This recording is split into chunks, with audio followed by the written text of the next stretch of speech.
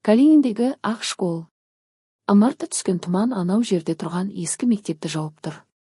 Бұлдырлайда кеш ауа, мұнда жақындаудың өзі ерлікпен тең еді. Сірә бүгінде ешкімнің жүрегі дауаламаса керек. Адам қарасы көрінбейді. Тек еміс-еміс байғыздың дауысы естіледі. Ескі ұстахана орнын кеңес үкіметі орнаған тұста мектепке айналдырған. Калининдіктер мұны ақ школ дейді. Ауылдағы бірең-сараң үйдің балалары барып сауатын ашады. Бір кабинет. Әр қатарда әр кластың оқушылары. Өзі аз. Алма-кезек білім алады. Дене шынықтыру сабағында барлығы тысқа шығып түрлі жаттығу жасайды. Әсіресе жоғары сыныптың қыздары үп-үлкен көрінген соң, қимылдары да ерсі көрінетін. Ондайда есік алдында тоқу-тоқып отырған әжелер аузын шүберекпен жауып, көзін шарасына шығаратын.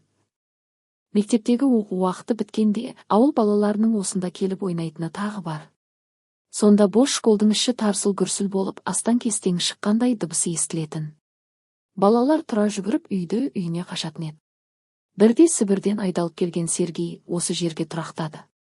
Ол кезде тоқал тамдар терезесінен ызғар өлдейтін. Бір бөлмелік үйде толған балашаға. Сергейді үйге сыйдыру мүмкін емес. Тек шай ішерде осы мектептің оқушысы Ұлболсынның үйіне келетін. Анасымен әңгіме дүкен құрып, біраз шер тарқататын. Күн суық. Ызғар тамның шұрық тесігінен өтіп барады. Кешкі асқа отырған отбасы.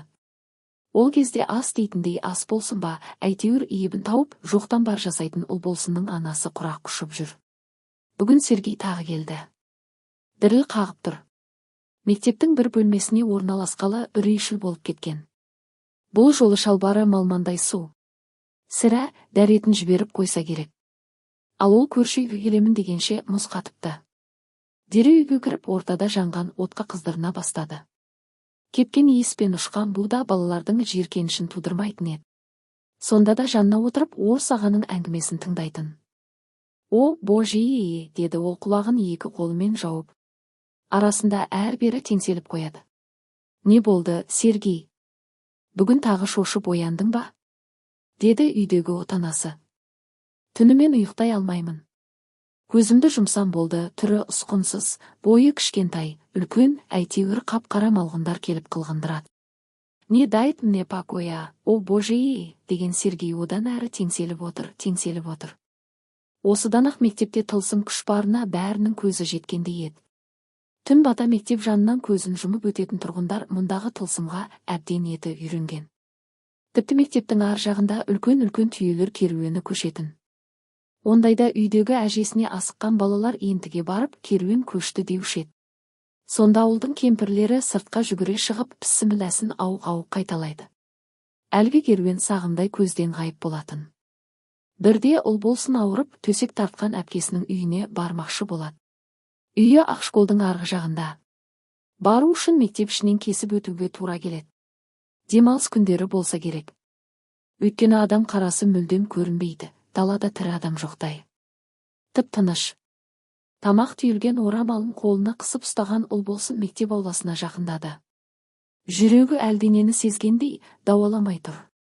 Бармаса әпкесі өкпелейді, үйге қайтса анасының таяғы күтеді. Бар жігерін жиды да ішке енді. Түні бойы жерді жапқан ақ ұлпа қардан аяқ алып жүру мүмкін емес. Тізеден келетіні сонша бір қадамды әрең жасайды. Бұл түрмен мектеп алдынан жүгіріп өту қайдан болсын. Әйтеуір шама шарқынша жүріп келеді. Кенет мектеп жақтан тарс еткен дауыс шықты. Көз қиығымен қарап еді, еш нәрсе байқалмады. Тағы да тарс. Бұл жолы Ұлболсынның жүрегі өз орнынан шығып кетердей дүрсілін жылдамдатуда. Тарс, тарс, тарс. Бір орында қозғалмай, мелшиіп тұрып қалған қыз екі көзін қолымен жауып алған. Ашқысы жоқ. Сәлден соң әлгі дауыс тоқтағандай болды. Жарты қонышты етіктен өткен ызғар өңменіне дейін жеткендей. Денесі мұздап барады. Бір орында біраз тұрған соң, оң көзін сығырайта ашып, мектеп жаққа көз тастады. Қарамағаны да жөнеді. Көрген көзі өзіне сенбей жыпылықтап қояды. Суық суды екі есе төбеден құйғандай аузын ашты да қалды. Бұл сәтте мектептің терезесі ашық тұр еді. Желмен олайда бұлай теңселіп тарсылдап тұр. Ең сорақысы сол, терезе алдында ақ көйлек киген кішкентай қыз сықылы қағып күліп тұр. Құдды қорқынышы үдеген қызды мазақтайтындай. Сықылық етеді. Әрі қарай белгісіз. Ұл болсын көзін әрең ашты. Денесі жібіп, рахат күйге бөленіп жатқандай еді. Бірақ біреу сұлатып түсіргендей ауырлық жанын басып барады. Қасында бәйек қаққан анасы, ыстық сорпасын әкеліп құлыншағым дейді, ау-ау. Апа, не болды маған? Түш үндеме қызым, бәрі артта қалды. Мен анау жерде дей бергені сол еді, анасы. Құлыным, білемін. Сен қорықпа, бәрі